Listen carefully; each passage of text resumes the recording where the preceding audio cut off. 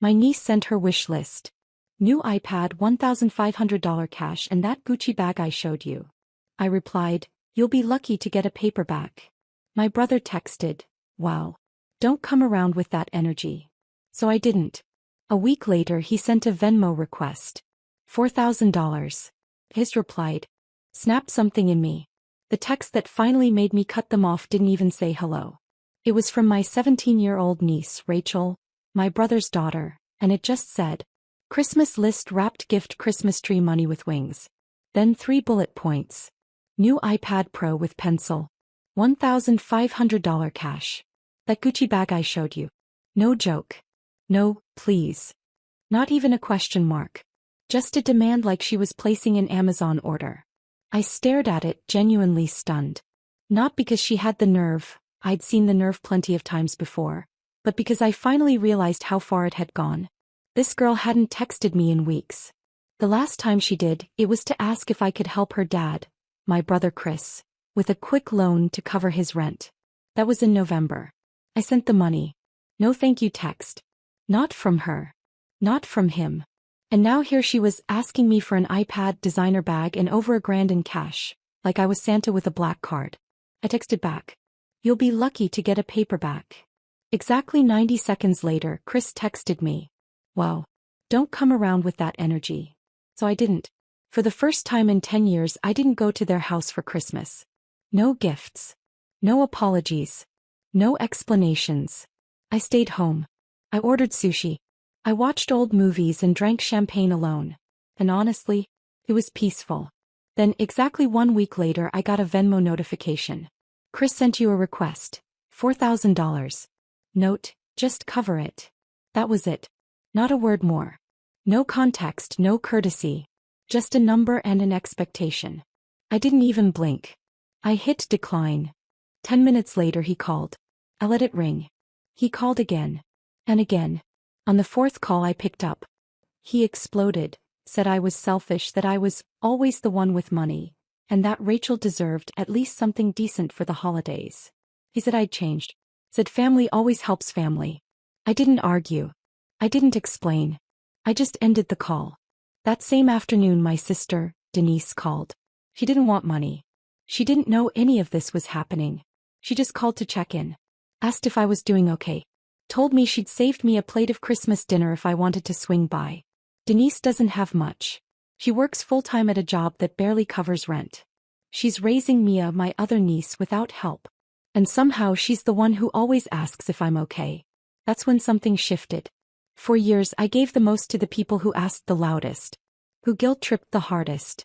Who made their problems mine. But in that moment I realized something really clearly. I was done funding entitlement. The next day I drove across town to see Denise. She lived in a small 2-bedroom rental in a not-so-great neighborhood, tucked behind a half-abandoned strip mall. You could barely hear the TV over the sound of someone's dog barking next door. Her front yard was more mud than grass, and her porch light flickered like it couldn't decide if it was dying or just shy. But when Mia opened the door and yelled, "Aunt Amelia," like I was Beyoncé showing up at her school play, none of that mattered. Inside, the apartment smelled like cinnamon and something roasted. Denise had cooked a full dinner for Christmas and packed me leftovers in containers she labeled with sticky notes. Not because she thought I'd forget what they were, but because she's the kind of person who still finds joy in tiny things. There was no tree, just a string of dollar store lights taped to the wall. And on the kitchen table was a single wrapped present addressed to me. A hand-knit scarf that Mia had made with help from a YouTube video. I hadn't received a handmade gift from anyone in over a decade. I stayed for hours. Mia showed me a science project she was working on. Denise told me about some ridiculous customer at the pharmacy where she worked. No one brought up money. No one mentioned iPads or Gucci bags. They were just happy I came. On the way home I stopped at a red light and stared at my reflection in the rearview mirror. I looked tired. Not in a physical way, but tired of playing a role. Tired of being the financial safety net for people who thought, "Amelia has it," was a good enough reason to not even say thank you. Chris had been like that for years. I used to think I was helping him. He'd guilt me, saying things like, "You're doing well, I'm just trying to get by," or, "Rachel shouldn't suffer just because I had bad luck." He made it sound like I owed it to them. I paid for his car repair twice. I co-signed his last lease. something I still regretted. I covered tuition for a course he dropped 2 weeks in. And every single time he acted like I was passing him napkins, not saving his ass. Denise never asked for any of that. She worked overtime, sold handmade candles on Etsy, borrowed books from the library instead of buying them. Mia wore hand-me-down clothes but never looked ungrateful. I got home, poured a glass of wine and opened my laptop. I didn't even hesitate. The first thing I did was wire a down payment on a house I'd been looking at for Denise. A modest 3-bedroom in a quiet neighborhood with a yard and a fenced-in porch. It wasn't a mansion, but it was a home. A place where Mia could ride her bike without watching for broken glass or stray dogs. Then I ordered new furniture, kitchen appliances and groceries. I even added a laptop for Mia. Not a Gucci bag, not a $1,000 accessory, just something she'd actually use. It felt good. Not because I was spending money, but because, for once, it felt like I was spending it right. Denise called me 3 days later, completely in shock. She said she couldn't accept it. That she hadn't earned something like that. She said she wanted to achieve things on her own. I told her she already had, just not with money. With grace. With character. With the kind of love that never came with a receipt. She cried. I didn't. Not because I wasn't emotional, but because for the first time in years I felt clear. I started paying for Mia's private school that same week. Denise resisted again, but I told her this was non-negotiable. She finally agreed only after I swore it made me feel better too. The same day I made that last payment, Chris found out. He didn't call. He didn't text. He posted a vague, passive-aggressive status on Facebook. Something about fake people who pick favorites, and snakes hiding behind generosity. Then 2 days later my parents called. They'd heard some things. I knew Chris would run to our parents. I just didn't expect it to happen so fast. My mom called first. She didn't even ask how I was. Just jumped in. She said Chris was hurt. That Rachel had been crying. That family should treat each other equally. She asked why I bought Denise a house but couldn't even help out a little with Rachel's Christmas. A house versus Christmas. That's how she framed it. Like Denise had gotten a yacht and Chris had been denied a candy bar. I stayed quiet for a few seconds before calmly explaining that I had helped Chris. Repeatedly. Quietly. Without asking for thanks or posting about it. I reminded her about the rent, the car, the short-term loans that were never paid back. I told her that I was tired. That helping people who acted entitled didn't feel like helping anymore. She didn't say much. Just said she didn't realize things had gotten so bad. But by the time I hung up, I knew where this was heading. My dad called the next day. Same speech, different tone. He was more direct. Said I was stirring things up. That I had embarrassed Chris by choosing sides. Choosing sides. That's what this had become. Not about who needed help. Not about who deserved it. But about loyalty. Family politics. Keeping the peace by enabling the loudest person in the room. They wanted me to apologize. To make things right. I didn't. Instead, I did something worse in their eyes. I stopped responding altogether. I took a step back from the whole family group chat. The one Chris dominated with his complaints, memes, and the occasional passive-aggressive comment that was always meant for me. I muted it. I ignored the calls. And I poured myself into work and into Mia. She was thriving at her new school. Denise would send me little updates. A test she aced, a project she led, a teacher who pulled her aside to say how polite and hardworking she was. Meanwhile, Chris spiraled. I didn't know everything at first, but I started getting bits and pieces from people who still talked to him. He'd quit his job, again. Something about a boss who didn't respect him. He tried to start a YouTube channel for financial coaching, which was funny considering he'd overdraft his account 3 times in the last 6 months. Then one day I got a message from an old contact, someone I used to work with. Apparently, Chris had reached out to her pretending to be a potential investor. When she realized who he really was, she forwarded me the emails. He'd been digging. Asking about my business, how much I made, whether I had any legal concerns coming up. It was subtle but disgusting. He was trying to sabotage me. This was no longer about a Christmas gift or a missed visit. This was revenge. He couldn't stand that I'd drawn a line. That I'd said no. That I'd chosen someone else over him. I forwarded the emails to my lawyer. Not because I thought he'd actually cause real damage, he didn't have the reach or the brains, but because I wanted it documented. Then I blocked his number. And I braced myself. Because people like Chris don't go quietly. They make noise until someone listens. And he wasn't finished yet. I thought blocking Chris would slow him down. It didn't. He couldn't reach me directly anymore, so he started getting creative. He called my assistant at the office, pretended it was urgent, something about a family emergency that only I could fix. She didn't know the backstory, so she patched him through. I picked up, not realizing who it was. He launched into a rant. Said I had humiliated him by choosing Denise. Said I'd made it public by buying her a house, like I'd written it in the newspaper. Said I was turning Mia into some golden child while Rachel, his daughter, was being punished for his mistakes. Then he said something I'll never forget. You think you're better than us just because you made money. You're not. You're just the ATM that decided it doesn't want to spit out cash anymore. I didn't respond. I hung up and had his number permanently blocked across every office line. After that, the real sabotage began. He messaged a few of my clients directly, pretending to be a disgruntled former employee. Claimed I had shady financial practices.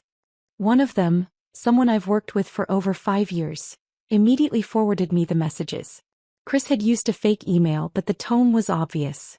He couldn't even hide his bitterness. He kept referencing family betrayal and entitlement being rewarded. It read more like a personal grudge than a business concern. I looped in legal again. They started building a case for harassment. The worst part, he pulled our parents deeper into it. He convinced them that I had been secretly helping Denise for years, while watching Rachel struggle. He even dragged up old stories from childhood, twisting them to fit this ridiculous narrative that I had always played favorites. My mom texted me something that nearly broke me. We raised you better than this. I didn't reply. What was I supposed to say? That the reason they never saw me favor Denise was because I was too busy cleaning up his messes? That I was too tired to explain for the 100th time that quiet people often go unnoticed, and exploited people rarely scream? Meanwhile, Denise tried to stay out of it. But I could tell she was caught in the middle. One evening she called me sounding nervous. She said Chris had shown up at her apartment, unannounced, uninvited. Said he just wanted to talk. She told him she had nothing to say, and when she asked him to leave, he made some comment like, "Enjoy the charity while it lasts." I told her I'd handle it. I hired private security to keep an eye on her new house for the next 2 months. She didn't want me to, said it was too much, but I didn't care. If Chris couldn't get to me, he'd try to get to the next closest thing. But even with all of this, I held back. I didn't go public. I didn't confront him in front of the family. I didn't post screenshots or air everything out. I kept building my business, kept showing up for Denise and Mia, and kept my mouth shut. Until he crossed the final line. He called one of my business partners, someone whose opinion mattered, and told him I was being investigated for fraud. He didn't even try to hide who he was. He called using his own name. That was the last straw. My lawyer sent him a cease and desist. We threatened legal action if he contacted anyone in my circle again. And for a while, things went quiet. But silence from Chris was never a good sign. He wasn't done. He was just regrouping. Nothing to do with me. For about a month it felt like the storm had passed. Chris went quiet, our parents stopped calling, and for the first time in years I could breathe without waiting for the next guilt trip or blow-up. Denise finally moved into the house with Mia. She sent me pictures of Mia running in the backyard, of the two of them painting the living room walls together, and a little video of them dancing to music while unpacking boxes. That video made me cry, not because it was dramatic but because it was normal. Just peace. But Chris had only gone quiet because his own life was unraveling. He'd lost his job, again. The YouTube channel had crashed and burned. His attempt at selling financial advice turned into a meme in a small Reddit thread someone sent me. Apparently he was using stock photos and calling himself a 6-figure mentor, while living off money borrowed from old friends who were now ghosting him. Then came the real turning point. I got a call one morning from a mutual cousin. Someone I hadn't talked to in a while. She was careful with her words but eventually said, "Chris is in the hospital." My first reaction wasn't panic. It was blank. She said he had collapsed and the doctors found something serious. A condition he didn't even know he had. And the treatment? Not cheap. The kind of thing insurance doesn't fully cover. I said I was sorry to hear that. And I meant it. I didn't ask questions. I didn't offer anything. But I knew what was coming. 3 days later I got a text from my mom. He's scared. He needs help. We don't have enough. Please. I sat there staring at it. Not because I didn't know what to say, but because I had said everything already, just not with words. All those years of helping him. Paying bills. Cleaning up after his failures. Absorbing the emotional debt he left behind. That was the help. That was the chance. And he set it on fire. He tried to ruin my business. He turned our parents against me. He harassed Denise. He risked Mia's safety. He didn't just burn the bridge. He bulldozed it, poured gasoline on the pieces, and mailed me the ashes. So I replied with the only words I had left. I can't. That was it. A week later I saw him post something on Facebook. A photo of a hospital room. IVs, a monitor, some dramatic caption about betrayal, survival, and how family turns their back when it matters most. He didn't tag me, but I didn't need to be. And while I sat in my quiet living room reading his pity post, another notification popped up. It was Denise. She just posted a picture of her and Mia on the beach. Clear blue water. Palm trees. Smiles. Caption read, "Grateful for peace, health, and each other." I was in the background holding a drink, laughing at something Mia had said. That vacation had been planned for weeks. We didn't post much about it. We didn't need to. But that photo ended up saying everything. Chris saw it. He didn't comment, didn't react. But I know he saw it. And that was the final blow. Not the money I refused. Not the silence. But seeing the people he tried to tear down living the life he thought he deserved. Chris never reached out again after that photo. Not to apologize. Not to explain. Not even to ask one last time. He knew. That was the moment it all settled in. That I was no longer the fallback plan, the emergency fund, the guilt sibling who always came through. He'd burned through every excuse. Our parents never really admitted they were wrong. They still talk to him, still believe some version of his story. But they've stopped asking me for anything. I think deep down they know why. As for me, I'm still close with Denise. Mia's thriving. Honor roll, science club, even started her own small side hustle selling handmade jewelry. The kind of teenager who says thank you without being reminded. Sometimes I think back to that list Rachel sent me, the iPad, the cash, the Gucci bag. And I realize that text didn't just ask for things. It gave me permission to stop. And I did. No guilt. No regret. Just peace.